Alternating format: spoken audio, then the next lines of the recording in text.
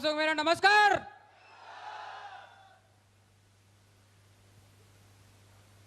मैं स्टेज पे आया और आने के बाद मैं सोच रहा हूं क्या बोलूं क्या नहीं बोलूं। कहानी इतनी खतरनाक कि हर आदमी की आंख से पानी निकाल दूंगा मैं आज।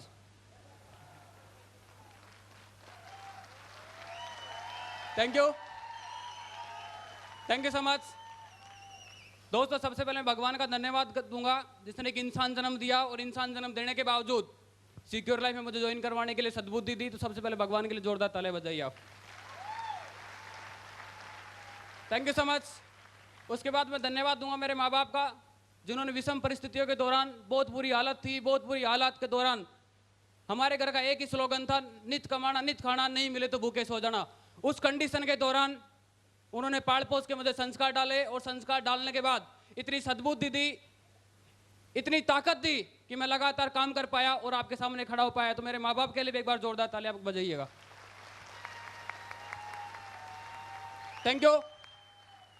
उसके बाद मैं धन्यवाद दूंगा मेरे ग्रेट अपलाइन सारे मेंटर्स जो आगे बैठे हैं, मेरे आदर्श, जिनकी उंगली पकड़ के लगातार इनके पच्चीनों में लगातार चलता रहा हूं और इनके पच्चीनों पे चलते चलते यहां तक पहुंचा हूं। तो पूरा जो क्रेडिट जाता है, पूरा जो श्रेय जाता है मुझे यहां तक पहुंचाने के लिए मेरे आदर्शों के लिए जोरदार ताली बजाइए। अब तक की जोरदार तालियां बजाइए आप। Thank you so much. मैं धन्यवाद देना चाहूंगा सक्सेस सपोर्ट सिस्टम, जिसकी एजुकेशन की ताकत की वजह से मैं स्टेज पे खड़ा हूं, आपसे बात कर पा रहा हूं। घर में रिश्तेदार आते थे तो हम अंदर घुस जाते थे, बात करने की ताकत नहीं थी। आप लोगों से सामना करने का और आपकी आंखों में आंखें डाल के बात करने का जो जज्बा किसने दिया है वो सक्सेस सपोर्ट सिस्टम ने दिया है। उसके लिए भी जोरदार तालियां बजाइए आप। दुनिया का number 1 system success support system. Thank you. मैं धन्यवाद दूंगा सिक्योर लाइफ का, जो कि वर्ल्ड की इकलौती कंपनी ऐसी है जो मेरे जैसे नितंग नंगे आदमी को, गरीब आदमी को अमीर बनने का मौका देती है और आप जैसे हजारों लोगों के सामने खड़ा करने का आह्वान करती है। उस कंपनी के लिए भी जोरदार तालियां बजाइए आप। Thank you friends. दोस्तों मैं बहुत बार ऐसे फंक्शन अटेंड करता आया हूं और इस फंक्शन अटेंड करने की वजह से मैं यहां तक आया, लेकिन मैं आपको बैक में ले जाना चाहता हूं। ये जो चमक आपको दिख रही है, ये दमक आपको दिख रही है, मेरी आवाज अगर तेज आप तक पहुंच रही है, किसी दिन मेरी आवाज गली के कोने तक नहीं पहुंचती थी और ये आवाज आज देश के कोने कोने तक जाएगी। और मेरा आपसे कमिटमेंट है, मैं जिंदा इसलिए हूं और भगवान ने मुझे पैदा इसलिए किया है। मैं खुद को कई बार फील होता है कि कुछ अच्छे काम के लिए तू पैदा हुआ है और बहुत कुछ करके यहाँ से जाएगा। इसके लिए मैं आज भी धन्यवाद देता हूँ सिक्योर लाइफ को, क्योंकि मैं इसमें ज्वाइन हुआ हूँ और बहुत लोगों को, मेरे जैसे गरीब लोगों को यहाँ तक ला सकता हूँ मैं। ये पावर सिक्योर लाइफ की वजह से ऐसा फील होता है मुझे सिक्योर लाइफ में आने के बाद। Thank you so much. दोस्तों मैं आपको बैक में ले जाना चाहता हूँ 2 मिनट के लिए, जहां से मैं उठ के आया हूँ। जाना चाहेंगे आप?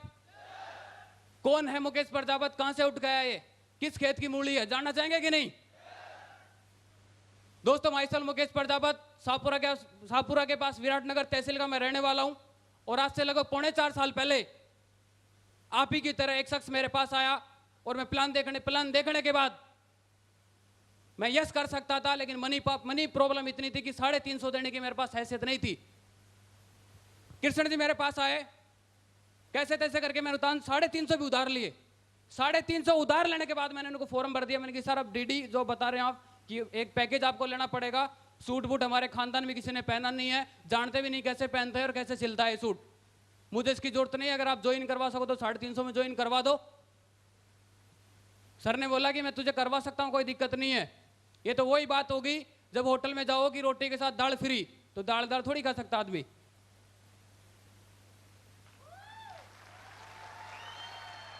Thank you. उन्होंने बोला कुछ भी कर, डीडी लगानी पड़ेगी, एक बार मैनेजमेंट तुझे करना पड़ेगा। मैंने बोला सर मैं बहुत गरीब आदमी हूं, पैसा मुझे मिलता नहीं है और हम पाई के लिए मोहताज, और आप बोलते हैं 8,000 रुपये ला के दो। ये मेरी बात, मेरे मतलब मेरे काम की मतलब पॉसिबल नहीं है कि मैं 8,000 रुपये मुझे कुछ देगा। कोई आदमी देने के लिए तैयार नहीं होगा, क्योंकि मेरी कंडीशन एक ऐसी है, 44 किलो वेट लड़के के अंदर अगर जो जोर से फूंक भी मार दे, कोई 80 किलो का आदमी जोर से फूंक भी मार दे तो उड़ने के चांस ज्यादा थे।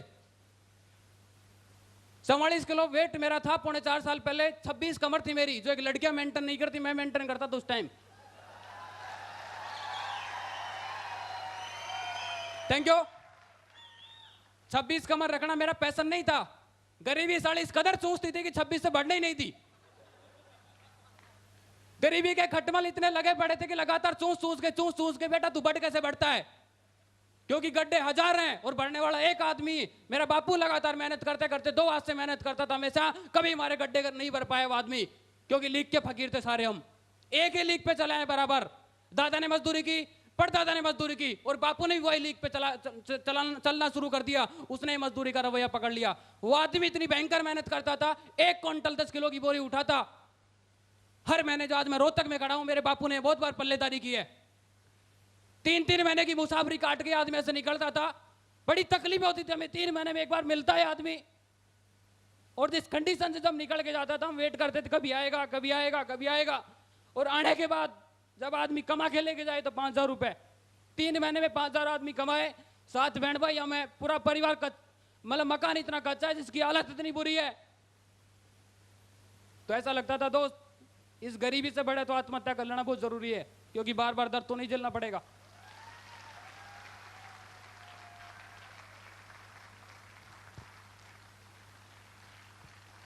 Thank you.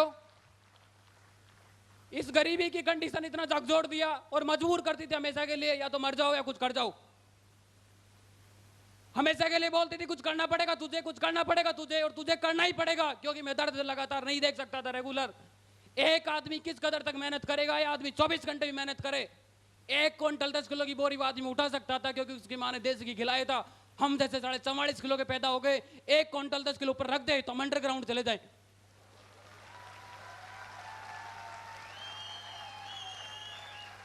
Thank you so much. क्योंकि उस टाइम में खान पान पे ध्यान देते थे, लेकिन हमारी को मॉडल और हमारी बॉडी देखने के बाद ऐसा लगता नहीं कि हम बड़ा काम कर पाएंगे। मजदूरी के लायक भी बॉडी नहीं बनाई भगवान ने, पता नहीं क्या सोच के धरती पे उतारा, और उतारा भी तो इतना छोटा उतारा, 5 फीट 2 इंच का छोड़ दिए बिल्कुल। बनते बनते शायद कुछ रह गया होगा मेरे हिसाब से। Thank you. इस कंडीशन से मैं लगातार आया, और जब डीडी देने की बात आई, आप सब लोगों के सामने भी तकलीफ आई, मेरे सामने भी तकलीफें थी। तकलीफों को फेस करने के बाद एक बात मैंने सोची बैठने के बाद, कि कोई बात नहीं, कर्जा 3.5 लाख उस टाइम भी था, अगर 8,000 लेंगे तो 3,68,000 हो जाएगा। सही बात है कि नहीं? 14 क्लास में पढ़ा लिखा आदमी, मेरे माँ बाप ने खींच खांच के हर बार पेट काट काट के बड़ी कर्जे से लेके मेरी फीस दी गई। और फीस देने के बाद एक ही आशीर्वाद देते थे कि तू करेगा इस घर को चमन, तू मिटाएगा इस घर की गरीबी। तो मेरी आत्मा झकझोरती थी कि मेरे माँ बाप को इतना भरोसा है, मुझ पे भरोसा करते कि तू गरीबी मिटाएगा। तो बेटा जन्म सार्थक तभी होगा जब घर से गरीबी खत्म कर देगा। कुछ ना कुछ रास्ता ढूंढ, कुछ ना कुछ ऑप्शन ढूंढ, कुछ ऐसी अपॉर्चुनिटी में जा, कुछ ऐसे आदमी से मुलाकात कर जो तुझे रास्ता दिखाए और तेरी गरीबी को सदा सदा के लिए, परमानेंट 7 पीढ़ी के लिए सुला दे, दोबारा उठ के भी नहीं आए दोबारा तेरी जिंदगी में। थैंक यू दोस्त। इस गरीबी से संघर्ष करने के दौरान 2 लोगों ने मुझे बहुत बड़ी मजबूती प्रदान की, हमेशा मेरे साथ रहे, हमेशा मुझे गाइडलाइन दी। मिस्टर कृष्ण जी सैनी और मिस्टर रामकिशन यादव, इन दोनों लोगों ने, बहुत बड़ा आभार है मेरा इनका ऊपर, कि लगातार दोनों ने गाइड किया और इतनी मजबूती प्रदान की कि मैं यहां तक बोल पाया लगातार। गरीबी के दिनों में किसी ने साथ दिया तो कृष्ण जी ने साथ दिया लगातार। डीडी लगवाने में इन्होंने साथ दिया मेरा, कि कुछ भी हो कोई दिक्कत नहीं, मैं तेरे साथ हूं। मैं यही सोचता था कोई बात नहीं, कोई ना कोई तो मिला मुझे साथ देने के लिए। एक ही मोहल्ले में रहते थे दोनों लोग, एक दूसरे को जानते नहीं थे, अनजान थे, लेकिन सिक्योर लाइफ की वजह से और लगातार काम करने की वजह से आजकल एक दूसरे की पहचान बन गए हम दोनों। Thank you. तो उन्होंने उक्ति बताई कि सोचो, मैंने खुद ने ऐसा सोचा कि सपोज कीजिए अगर 8,000 देने की बात आज मेरे सामने है, हो सकता है मेरे फैमिली का आदमी घर से बाहर निकले, ठोकर खा के गिर जाए, अंगूठे का नाखून उखड़ जाए, डॉक्टर बोले 8,000 लगेंगे, तो वहां भी तो देना पड़ेगा कि नहीं? सही बात है कि नहीं? मैंने सोचा अंगूठा उखड़ गया, 8,000 लग भी गए तो बचेगा? कुछ भी नहीं बचेगा। मैंने सोचा एक बार बिजनेस में 8,000 लगा के देखते हैं, जाने के नाम पे कुछ है नहीं, क्योंकि गरीब आदमी का कभी कुछ होता नहीं है, और गरीबों के घर में कभी धाड़ भी नहीं पड़ती है। सच बात है कि नहीं? हम निस्फिकर होते थे, चिंता फिक्र होती थी, चिंता उस आदमी को होता है जिसके पास कुछ होता है। हमारे पास तो कुछ होता ही नहीं था, क्योंकि नंगा नहाए तो क्या और निचोड़े तो क्या। Thank you. फिर मैंने बैठ के कैलकुलेशन लगाई कि सपोज कीजिए अगर आज मैं 8,000 रुपए बचा लेता हूं, या राउंड फिगर में अगर मैं 10,000 रुपए बचा लेता हूं, 2 रुपए सैकड़े के हिसाब से 200 रुपए बनते हैं महीने के। सही बात है? 1 साल के 2,400 रुपए बचेंगे, और 2,400 का अगर 50 साल से मैं गुणा करता हूं तो समथिंग 1,20,000 रुपए में बचा पाता हूं। सही बात है? मैंने सोचा अगर आज 8,000 का जुगाड़ नहीं करेंगे तो हो सकता है गरीबी परमानेंट रह सकती है, और लास्ट में बचेंगे तो क्या बचेंगे, 50 साल बाद 1,20,000 रुपए आएंगे। उस जमाने में भैंस खरीदने की औकात नहीं होगी, क्योंकि 1.25 लाख में मिलेगी ही नहीं। तो ये सोचने के बाद मैंने सोचा कि मैंने मेरे बापू से कॉन्टेक्ट किया, कैसे भी करो जुगाड़ करवाओ। और आपको मुझ पे भरोसा है? बोलो भरोसा है, कोई दिक्कत नहीं, 2 महीने के लिए जुगाड़ करवा दो, 2 महीने में काम करूंगा दम लगा के, जितना ब्याज लगेगा दे देंगे, उसका पैसा रिटर्न भी कर देंगे। और सोचिए 1 मिनट के लिए, मेरी आंखों से सोचो, आप मेरी आंखों से देखिए एक बार कि अगर 8,000 का हम जुगाड़ करते हैं और उसके बाद जो जो आएगा वो हमारा होगा। किसका होगा? हमारा होगा। तो उन्होंने जुगाड़ तुगाड़ करवाए, 3 रुपए सैकड़े से मैंने 8,000 रुपए लिए, और 8,000 लेने के बाद मैंने सोचा दम लगा के काम करना है। गरीबी मिटाने के लिए सिर्फ एक सिस्टम चाहिए था, प्लेटफॉर्म चाहिए था जिस पे मैं खड़ा हो गया था। और लगातार माँ बाप को बोलते चिंता नहीं करने का, चिंता नहीं करने का, लड़का सिक्योर लाइफ में अच्छे आदर्श लोगों के साथ में, जो सपना आप कभी देखते थे कि हमारे घर से गरीबी जाएगी कि नहीं जाएगी, आने वाले 700 साल तक गरीबी तुम्हें छू भी नहीं पाएगी, वादा मेरा आपके साथ। Thank you.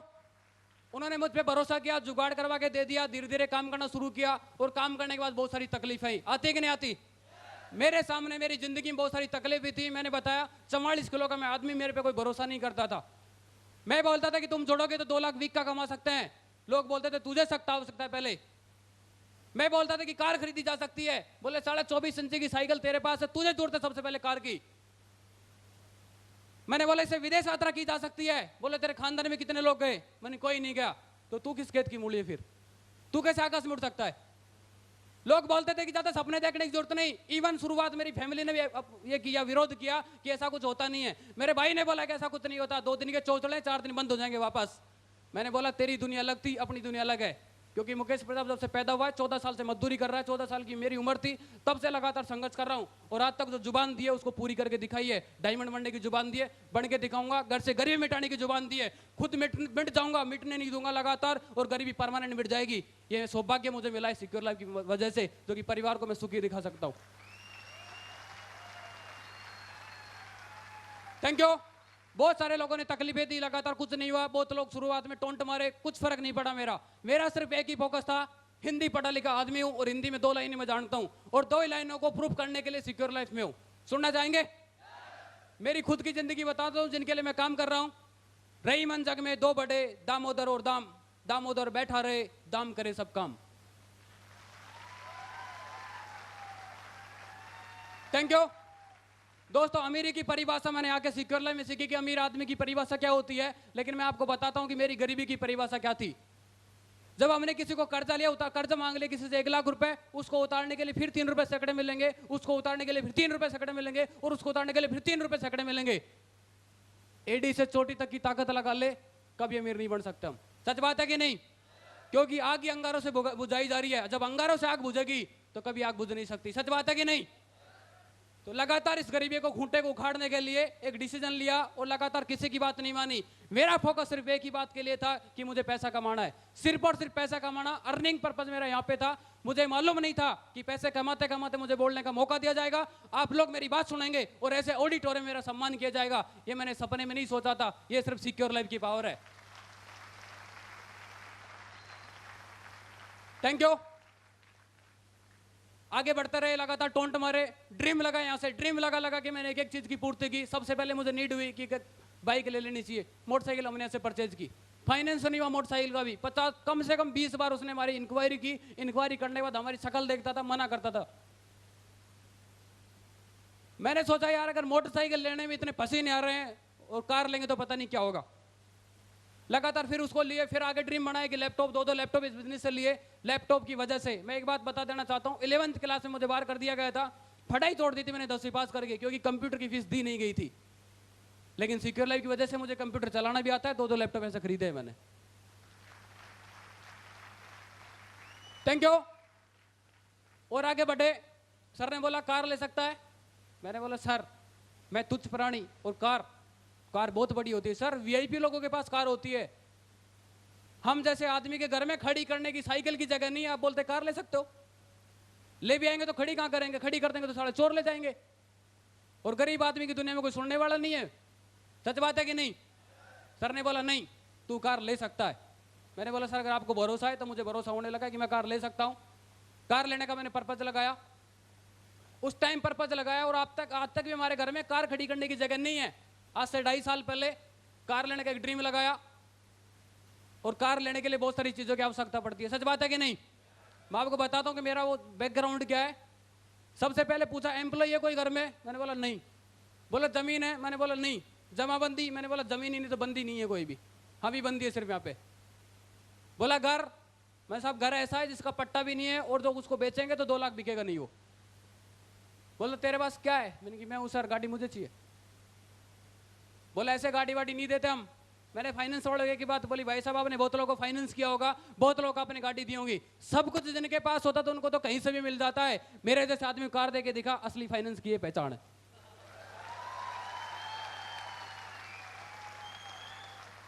Thank you. Finance वाले ने फोन पे जब तक मेरी बात हुई उसने यस बोला गाड़ी मिल जाएगी मिल जाएगी मिल जाएगी। गलती से साइन करवाने के लिए ऑफिस बुला लिया जयपुर। टी शर्ट में चला गया और टी शर्ट मेरी आप फोटो देखेंगे तो आपको फोटो कम एक्स्ट्रा ज्यादा दिखेगा वो।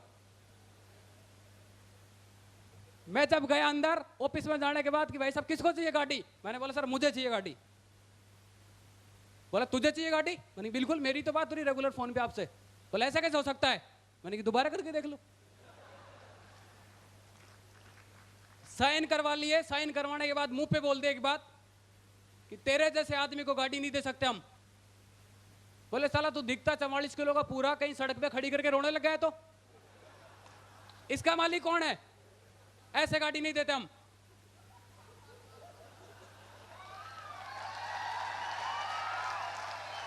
Thank you, thank you so much. मैंने कहा सर ये बात अगर मेरे पीछे से बोल देते तो शायद मेरा कलेजा नहीं दुखता। मुझ गरीब आदमी को बड़ी मुश्किल से तो विश्वास हुआ कि मैं कार ले सकता हूं। बड़ी मुश्किल से तो मैंने हिम्मत जुटाई कि मैं कार ले सकता हूं, मैं कार में बैठ सकता हूं, और आप मेरे मुंह पे बोल रहे कि तुम तेरे को देंगे नहीं हम। 3 दिन बचे हैं सर, मुहूर्त का दिन है 3 जून का, और आप 28 तारीख को मना कर रहे हैं। और मैंने बहुत लोगों को कमिटमेंट कर रखा कि मैं कार लूंगा। उधर से फाइनेंस वालों ने मना कर दिया, इधर जिन जिन लोगों को पता था कि मैं कार लूंगा सुबह 4 बजे फोन लगाते हैं, हाँ जी मैं बोल रहा हूँ तू कार ले रहा बताया। मैंने बोला साला कार मैं ले रहा हूँ तो 4 बजे फोन क्यों कर रहा, सुबह 6 बजे कर लेता। कार की चिंता मुझे होनी चाहिए कि मेरा फाइनेंस नहीं हो रहा, तुझे किस बात की टेंशन? तुझे लड्डू खाने तीन खाना।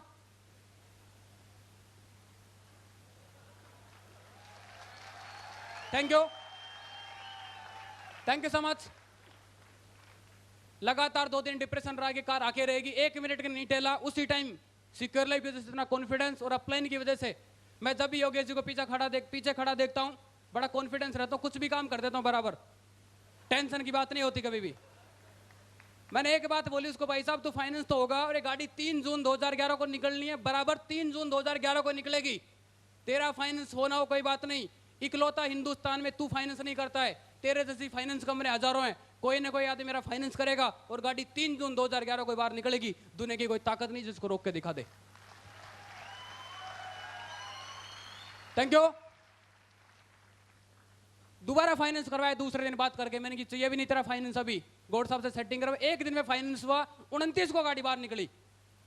और वहीं से फोन लगाए, भाई साहब मुहूर्त 3 जून 2011 का है, 11:15 बजे का है, मोतीचूर के लड्डू खाने इनवाइट हो आप सादर। गाड़ी लेने के बाद लगातार जो लोग टोंट मारे थे, टोंट मारना बंद कर दिया। बहुत लोगों ने बोला 2 दिन चलेगे भी, कहां चलाओगे? एक समझदार आदमी मुझे क्वेश्चन करता था कार को चलाओगे कहां, उसको ही मालूम था कार सड़क पे चलती है। फिर ही मुझसे पूछा था इसको कहां चलाएगा तू? मैंने बोलता था हमारी छान है इस पे चलाएंगे।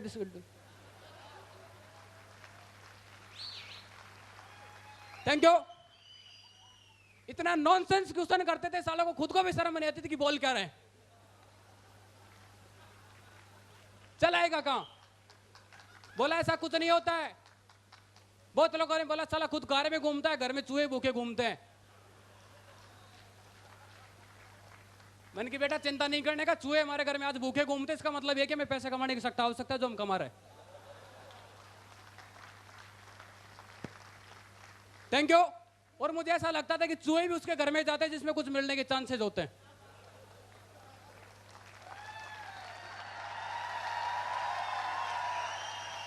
Thank you, thank you so much.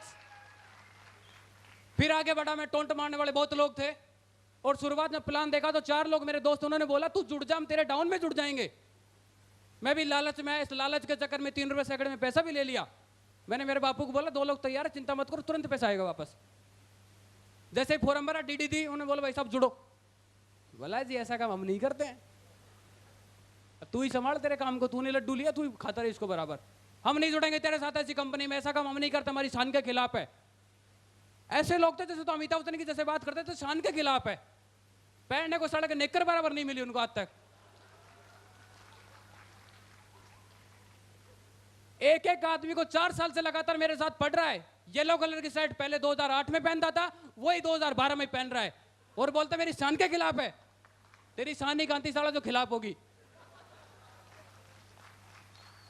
लगातार किसी की बात नहीं सुनी, सिस्टम की बात सुनी, अपलाइन की बात सुनी, लगातार ट्रेनिंग प्लान में आता रहा और लगातार मेहनत करते करते अचीवमेंट मैंने लिए। और ऐसी बड़ी बात नहीं अचीवमेंट मैंने लिए, जिन 4 लोगों ने मना किया था, जितने लोगों ने मुझे मना किया, अचीवमेंट उन्होंने भी लिए।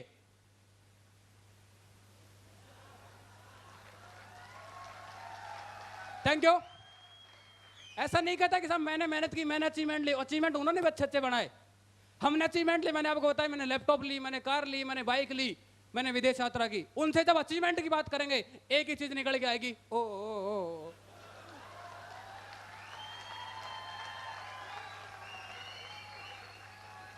किसी के पास 2 है, किसी के पास 3 है, किसी के पास 1.5 है, किसी के पास 2.5 है। इतने गर्व से बोलते हैं कि सबसे बड़ी संपत्ति क्या तेरी 4 साल में? बोलो 2 लड़के। तूने 4 साल में क्या किया? बोलो शादी कर ली ना। हमसे जब 4 साल बाद हम मिलते हैं, हम 4 साल हो गए इसमें, 4 साल में मिलते हैं तो हमने बताया कि हमने ये लिया। हम उनसे बात करते कि आपने क्या क्या लिया? बोला ना लड़का पैदा कर दिया। ये उनके अचीवमेंट थे। मैंने बोला बेटा तुमने राशन कार्ड के नंबर बढ़ाए, हमने 5000 की टीम बना दी है, तो हमारी गरीबी मिटाएगी यहां से। Thank you. आज नजरें मिलाने के लायक नहीं है कि किस मुंह से आदमी से बात करें। मुझे घर नहीं ले जाते हो क्योंकि मैं सीधी बात नहीं करता उनसे। एक बार किसी से मेरी मुलाकात हुई जो टोंट मार सबसे ज्यादा परेशान करता था मुझे, वो आगे चलता पैदल चलता दिखाई दिया, गाड़ी के ब्रेक लगाए, मैंने कहा भाई साहब बैठ जाओ। हुई, अरे मैंने कहा बैठ जा, टक्कर नहीं मारूंगा। मन तो ऐसा करता था कि साले कुटा तू सीधा ही। मैंने कहा चिंता नहीं कर, बैठ इसमें। बैठाया, घर तक ले गया। घर वालों को बोला चाय चू पिलाओ यार, कार लेके आए, कम से कम पेट्रोल तो जलाओगे इतना। अच्छा बेटा तू क्या करता है? मैंने बोला मैं वही काम करता हूं जो तेरे छोरे को 4 साल पहले पता था, इसने मना किया, मैंने हाँ किया। ये कार अपनी अभी, अब उसको कोसती है। तेरे को शर्म आनी चाहिए थी, छोरे का लगना चाहिए था, तुझे ये करना चाहिए था। लड़ाई चालू, अपना वापस चलो वापस। Thank you. वो बोलते थे चाय तो पी जा, मैंने की पी ली मैंने तो। मेरी चाय की पूर्ति हो गई बराबर, क्योंकि 4 साल पहले लोगों ने मुझे बहुत सताया था। अब तुम इसको पंच मारते रहना, मैं रवानगी लेता हूं यहां से। इस चक्कर से लोग मुझे घर पे भी नहीं लेके जाते, राम रमी बाहर से करते, बोल इधर ही रहे। दोस्तों लगातार टोंट से और गरीबी का एक ही डायलॉग था कि नित कमाना नित खाना, नहीं मिले तो भूखे सो जाना। इस सिद्धांत पे हम रेगुलर काम करते रहे और मेरे माँ बाप ने बड़ा संघर्ष किया, बहुत बुरी गरीबी देखी है। और गरीबी के हालात में आपको बता रहा हूँ कि डेली मर मर के जीते थे हम। एक दूसरे की शक्ल देखते थे। एक बार 8000 का जुगाड़ किया, चेक नहीं बना, काम तरीके से हुआ नहीं, चेक बना नहीं। जब भी घर में पंगा होता तो सब मेरी तरफ आंख निकालते थे, बोले तूने 8000 नहीं लिए होते ना तो ये दिन नहीं देखने पड़ते। मैंने बोला चलो कोई बात नहीं, मेरे तो 8000, अब जो पिछला 3.5 लाख है वो भी तो है। मेरे 8000 भारी पड़ते थे 3.5 पे।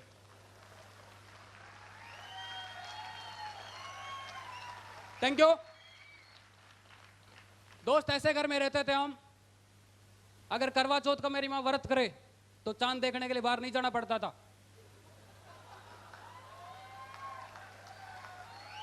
Thank you. हमारे मेन गेट के ऊपर इतना बड़ा छेद था, जितनी बड़ी लाइट दिख रही है उसमें से आर पार देख के बराबर अर्घ दे सकती थी, बराबर टेंशन नहीं था। वो बोलती थी तेरे घर पे बहुत सारे लोग बोलते तो तू एसी कार में चलता है, तेरी घर की फूस नहीं डलती है, ये तो उड़ती घूमती आंधियों के अंदर। मैंने इसको उड़वाना ही तो अभी, मैंने तो मिशन बना रखा कि साले का तो आग लगा दो, कोई दिक्कत नहीं है झोपड़े को, या इसको तोड़ के पटक दो। मैंने मेरे माँ बाप को बोला इसको तोड़ दो, कोई चिंता नहीं है। लोग चिढ़ाते मेरे को, बार परेशान हो गए बार बार में। 2 साल बाद बना देंगे, कोई दिक्कत नहीं, बोलेंगे काम चालू है।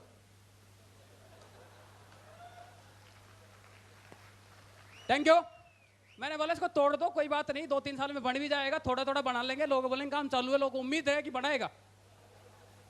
कम से कम ये तो नहीं बोलेंगे कि तू एसी कार में बैठता है, तेरे माँ बाप छप्पर में रहते हैं। मैंने बोला तोड़ दो, नहीं मैं आग लगा दूंगा इसको। अब उन्होंने मेरी बात मानी, मैं खुद लग के मेरे हाथों से बिल्कुल श्री गणेश करवाया। स्टार्ट में ही करता हूँ कोई भी काम होता है जो। मैंने बोला अब लगे रहो, और वो डेढ़ के मुझे बताते ना कि सब टूट गई है पूरी। सिक्योर लाइफ वजह से जैसा वो चाहते थे, मतलब हमारे मोहल्ले के हिसाब से आज की डेट में सबसे बढ़िया घर इस सिक्योर लाइफ वजह से बना दिया है मैंने वहां पे।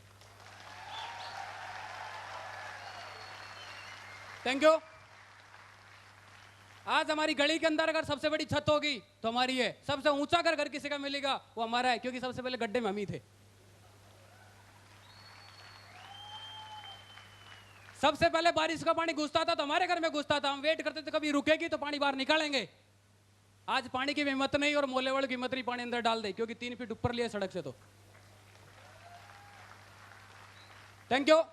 बहुत सारे संघर्ष आए, बहुत सारे लोग टोंट मारे, बहुत बार विचार आता था कि इस काम को छोड़ दिया जाए, लेकिन मुझे लगता था कि बेटा इसके अलावा तेरे पास ऑप्शन भी नहीं है। और मकसद बना के पूरा, और बोला तूने, मैंने खुद से बात करता था कि मैंने कमिटमेंट किया हुआ है कि डायमंड इस बिजनेस में बन के दिखाना तुझे। दोस्तों आपके आशीर्वाद से, इस टीम के एफर्ट की वजह से और सरलों की गाइडलाइन की वजह से रूबी में तक पहुंच गया हूं, और डायमंड इसी 20 जुलाई 2014 तक बन के आपके सामने वापस आ रहा हूं। Thank you. मेरे पिताजी यहां पे बैठे हैं, उनको लगता था कि कुछ होगा कि नहीं होगा, बहुत फिक्र होती थी बेचारों को, पता नहीं क्या होगा क्या होगा क्या होगा क्या होगा। पहले मेरे माँ बाप को फिक्र होती थी कि पहले जब चेक नहीं आते थे, जब हमने जुबान दी, उनको कमिटमेंट पूरा नहीं कर पाए थे, तो उनको फिक्र होती थी क्या होगा। लेकिन सिस्टम की वजह से और अपलाइन की ताकत की वजह से आज उनको फक्र होता है कि बहुत कुछ होके रहेगा, यहाँ से बहुत कुछ होगा। Thank you. कभी भी मुझे आगे बढ़ने के लिए अगर लगता था कि तेरा मोबाइल बेच के तू आगे बढ़ सकता है एक कदम, तो मैंने बोला कि हर बार थोड़ी मोबाइल बेचने पड़ेंगे। एक बार बेच देंगे, 2 बार बेच देंगे, लेकिन तीसरी बार तो परमानेंट सोल्यूशन होगा कि जेब से निकाल के देंगे। ऐसा बहुत बार मैंने किया। मुझे लगता था कि तेरी फीस अगर मोबाइल बेचने से जा सकती है, बेच दो, कोई दिक्कत नहीं। ट्रेनिंग लेना बहुत कंपलसरी है, क्योंकि ट्रेनिंग लेके वो विचार दिमाग में आएंगे, ऐसे हजारों मोबाइल खरीद सकते हैं हम।